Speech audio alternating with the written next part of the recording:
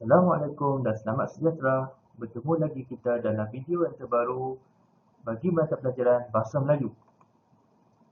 Hari ini kita nak belajar tajuk tata bahasa, kata nama am dan kata nama khas. Baiklah murid-murid, kata nama am dan kata nama khas kita pernah belajar pada tahap 1 sebelum ini. Jadi sedikit latihan ulang kaji, apa itu kata nama am dan kata nama khas. Kata nama am ditulis dengan huruf kecil kecuali ditulis di awal ayat. Kata nama am digunakan untuk menamakan benda, manusia, haiwan, tumbuhan dan tempat secara umum. Jadi kata nama am ni, dia senang nak faham. Kata nama am ni ditulis secara umum. Jadi tak perlu tulis huruf besar, melainkan perkataan tersebut ditulis di awal ayat. Okey, kita pergi kepada kata nama khas pula. Kata nama khas ditulis dengan huruf besar di pangkal awal perkataan itu. Di pangkal awal perkataan itu.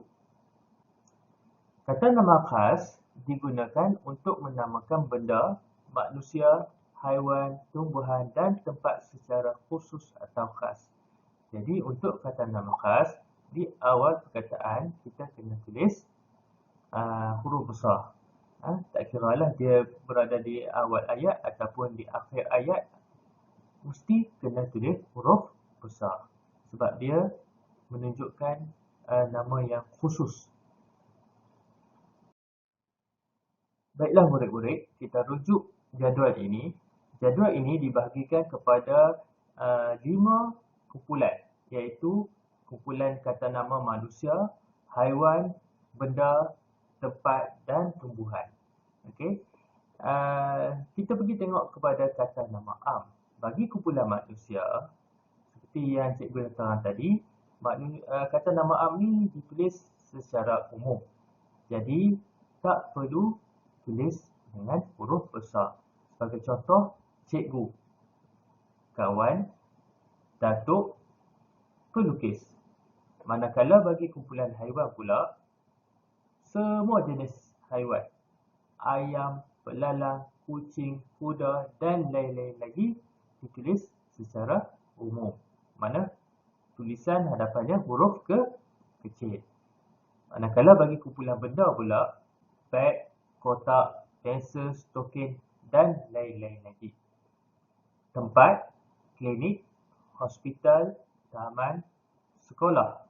Manakala tumbuhan pula, contohnya seperti lalang, getah, durian, bunga dan lain-lain lagi. Seterusnya kita lihat pada kata nama khas. Untuk kata nama khas ditulis secara khusus. Jadi permulaan pangkal perkataan itu ditulis dengan huruf besar. Sebagai contoh, untuk kumpulan kata nama khas manusia ini, Dr. Ahmad. Di huruf besar, A itu nama orang, huruf besar. Okey. Kalau di doktor saja, kalau doktor tanpa diikuti oleh Ahmad, nama Ahmad tu mana D itu, doktor tu D kena huruf kecil. Begitu juga dengan Cikgu Azizi. Cikgu Azizi. Si cikgu kena tulis huruf besar jika diikuti dengan nama cikgu tersebut. Sekiranya Azizi ni tak ada, jadi si cikgu ni, si ni ditulis dengan huruf kecil. Dan contoh yang ketiga, Datuk Harun. Nampak murid-murid perbezaan antara kata nama khas dan kata nama am. Kena tahu membezakan. Okey. Yang kedua, kumpulan haiwan. Untuk kata nama khas, murid-murid cuba perhatikan. Yang pertama, sang bedal. Sang bedal ini merujuk kepada haiwan apa, murid-murid? Ya, sang bedal merujuk kepada buaya. Kalau murid-murid rajin membaca buku-buku cerita di perpustakaan, mesti pernah terbaca buku yang bertajuk ni, sang bedal, sang bedal yang bongkok sebagai contoh. Sang bedal ni merujuk kepada buaya. Manakala si jalak ini pula merujuk kepada haiwan ayam jantan. Pak belang ni apa dia? Pak belang ni merujuk kepada harimau. Okey, sang kancil, air kancil lah. Okey, tak boleh tulis sang bedal, ini binatang dia kancil. Tidak. Memang dah diberi, memang kita dah sedia tahu kalau sang bedal ni buaya. Si jalak ayam. Pak belang takkan ayam pula. Pak belang maknanya harimau. Okey. Contoh lain, kalau kucing kita panggil apa? Si comel. Okey. Apa lagi? Haiwan-haiwan lain yang mungkin kita pernah dengar. Selalunya watak-watak ini, kata nama khas untuk haiwan ni selalu digunakan dalam komik ataupun buku cerita. Okey, seterusnya benda. Kata nama khas benda, protonwira. Protonwira adalah sejenis jenama kereta buatan Malaysia. Jadi kalau kita kereta saja, kalau kereta ia kata nama am. Tapi kalau ada kereta protonwira ni perlu ditulis dalam huruf besar. Kemudian kasut asadi. Kasut diikuti dengan jenama dia asadi. Jadi kena huruf besar. Panasonic. Panasonic adalah antara satu jenama barangan elektrik ya. Panasonic. Kita tak boleh tulis P ni huruf kecil. Kena tulis huruf besar. Manakala Nike pula adalah antara jenama terkenal bagi pakaian, kasut sukan dan lain-lain lagi. Jadi N tu kena huruf besar. Kita pergi pula kepada tempat. Bagi kata nama khas, tempat, contoh yang pertama, Sekolah Kebahasaan Bakat Minda. Nampak? S besar, K besar, B besar, I pun besar. Pangkal perkataan ni kena huruf besar. Sekolah Kebahasaan Bakat Minda. Sekiranya tiada kebahasaan bakat minda, sekolah saja, semata-mata sekolah saja, S tu huruf kecil. Jadi yang ni kita tulis huruf besar ni setiap pangkal. Kena ingat tu. Selalu kadang-kadang ditulis S saja sekolah, S saja huruf besar. K kecil, B kecil, I kecil pun ada juga. Itu kesalahan-kesalahan umum yang selalu dibuat oleh murid-murid. Kemudian kita tengok kepada Hospital Sungai Bakap. Hospital Sungai Bakap. Tak kira Hospital Sungai Bakap ke, Hospital Seberang Jaya ke, Hospital Kuala Lumpur ke, bila diikuti dengan nama khusus, dia kena huruf besar. H besar, S besar, B besar. Dan seterusnya, contoh yang ketiga, Taman Kesumbak. Cikgu ambil taman yang mudah untuk awak ingat sebab di kawasan awak ni. Taman Kesumbak. T huruf besar, K huruf besar. Seterusnya, tumbuhan. Kata nama khas bagi kumpulan tumbuhan, malinja. Malinja ni adalah sejenis padi. Adenium. Adenium pula adalah sejenis bunga. Ni nama khusus ni. Nama khusus untuk bunga. Kalau adenium ni sebenarnya bunga kemboja. Bunga kemboja, kalau bahasa kampung kita panggil bunga kemboja. Tapi bahasa khas untuk bunga tersebut adenium. Jadi A kena huruf besar. Okey. Jadi ini adalah sedikit penerangan tentang apa itu kata nama am beserta contoh dan juga kata nama khas. Kita pergi kepada slide yang seterusnya. Untuk slide ini, cikgu akan tunjukkan contoh ayat bagi penggunaan kata nama am pada akhir dan awal ayat. Okey, macam cikgu terangkan tadi, kata nama am ada sesetengah keadaan kata nama am ni perlu ditulis dengan huruf besar. Okey, jadi di sini cikgu ada tunjuk satu contoh. Okey. Pada permulaan awal ayat, pada awal ayat televisyen, ni tulisan yang ditanda dengan kuning ni, ini adalah kata nama am. Okey. Di awal ayat, television ni, kata nama am sepatutnya huruf kecil. Namun bila ditulis di awal ayat, T ni kena huruf besar. Television itu dibeli oleh kakak. T ni huruf besar sebab apa? Kata nama am ni berada di hadapan. Berbeza pula dengan ni, yang kotak yang kedua, akhir ayat. Okey. Kakak membeli sebuah televisyen. T ni kena huruf kecil sebab dia bukan ditulis di hadapan.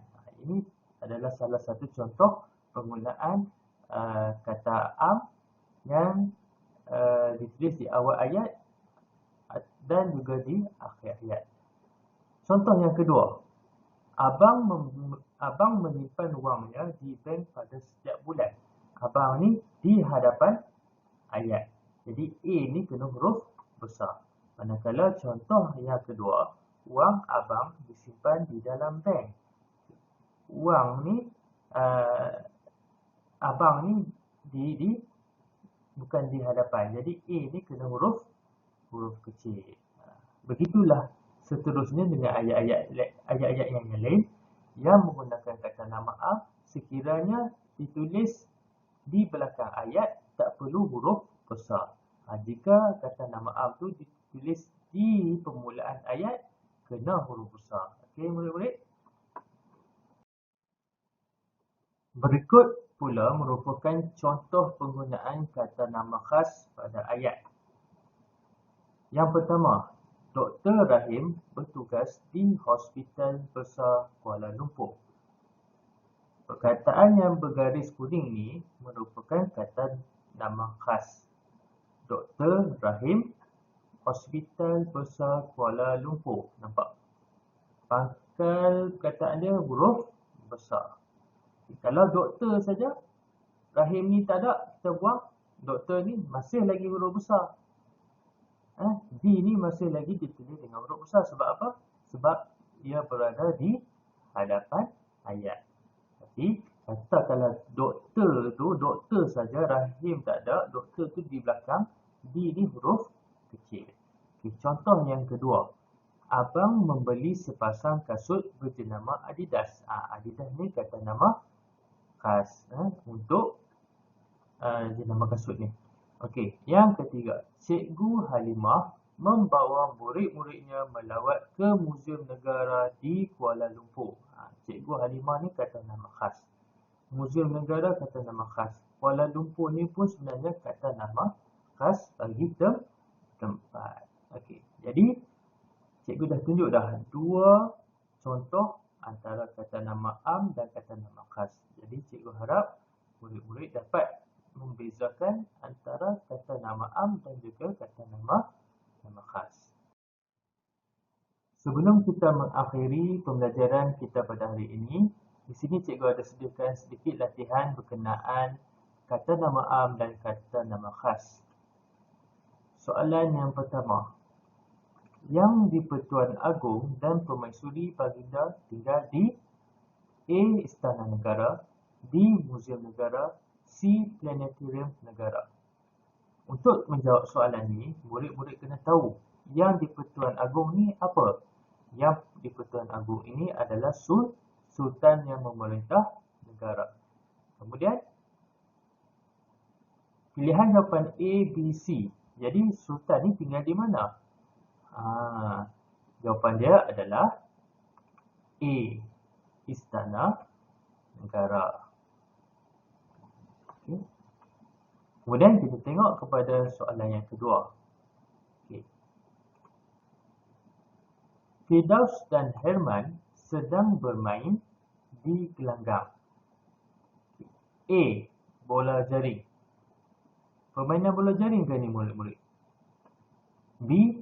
Bowling. C. Badminton. Mana satu pilihan jawapan yang betul? Sudah pasti jawapan yang betul adalah C. Badminton.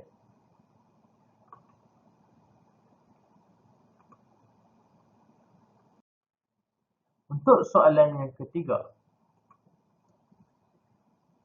Tempat kosong dikenali sebagai binatang yang buas.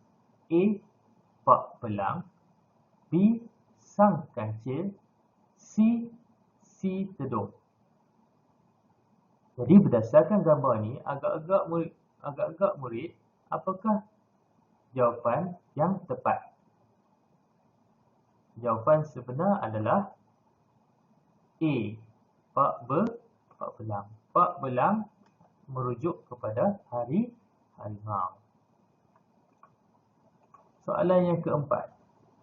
Beberapa orang, tempat kosong, asing sedang membersihkan bangunan tersebut. Beberapa orang, tempat kosong, asing sedang membersihkan bangunan tersebut. Untuk menjawab soalan ni, murid-murid kena tahu apa maksud setiap pilihan jawapan ni. Kerani. Kerani ni kerjanya di mana? Kerani ni kerjanya di pejabat. Buruh. Apa pekerjaan sebagai seorang buruh? Macam mana kerja seorang buruh? Nelayan. Nelayan kerjanya di mana? Pegawai pula. Pegawai ni kerja di mana? Ni keempat-empat pilihan jawapan ni murid-murid kena faham. Kalau tak tahu maksud pekerjaan-pekerjaan ni, susahlah nak menjawab soalan di atas. Okey. Jadi di sini kerani ni kerja membersihkan bangunan ke? Tak. Nelayan kerja dia membersihkan bangunan? Pun salah. Pegawai. Pegawai ni kerjanya membersihkan bangunan tak? Tak. Jadi jawapan yang sebenar adalah B. Buruh. Beberapa orang buruh asing sedang membersihkan bangunan tersebut. Soalan yang kelima. Lukisan yang dilukis oleh itu, lagi sekali lukisan yang dilukis oleh tempat kosong itu mendapat pujian daripada Perdana Menteri. A. Penyanyi. Penyanyi ni dia pandai melukis ke? Penyanyi ni dia menyanyi. B. Guru. Adakah guru jawapan yang sesuai untuk soalan nombor 5? C. Pelukis. D. Peguam. Peguam ni kerjanya di mahkamah. Peguam ni kerja dia adalah untuk menyabitkan kesalahan kepada pesalah. Okey, jadi jawapan nombor 5, jawapannya adalah C. Pelukis. Okey. Soalan yang terakhir. Ini gambar sebuah rumah yang terbakar. Sebuah rumah telah terbakar di tempat kosong lewat malam semalam. A. Taman Baiduri. B. Sekolah Kebangsaan Zawi. C. Hospital Seberang Jaya. Dan D. Taman Suling Mas. Agak-agak awak, apa jawapan yang tepat bagi soalan 6? Taman Baiduri. Betul? Tetapi kalau perhatikan di sini, Taman Baiduri dengan Taman Suling Mas ada dua taman. Tetapi kita tengok balik nota berkenaan kata nama khas. Okay, kata nama khas perlu ditulis di pangkal perkataan huruf besar. Tapi Taman Baiduri ni T ni huruf kecil, D pun huruf kecil. Jadi sudah pasti jawapan ni salah. Jadi jawapan yang sebenar adalah Taman Suling Mas. Tengok T huruf besar, S huruf besar, M pun huruf besar. Jadi jawapan yang sebenarnya adalah Taman Suling Mas. Inilah jawapan yang sebenar. Okey. Yang ni salah. Okey. A ni salah. Baiklah murid-murid. Ini saja pembelajaran kita pada hari ini. Sekali lagi, cikgu ingin ingatkan murid-murid untuk menjawab soalan latihan yang cikgu bekalkan pada awak. Sehingga kita berjumpa lagi pada kelas yang akan datang.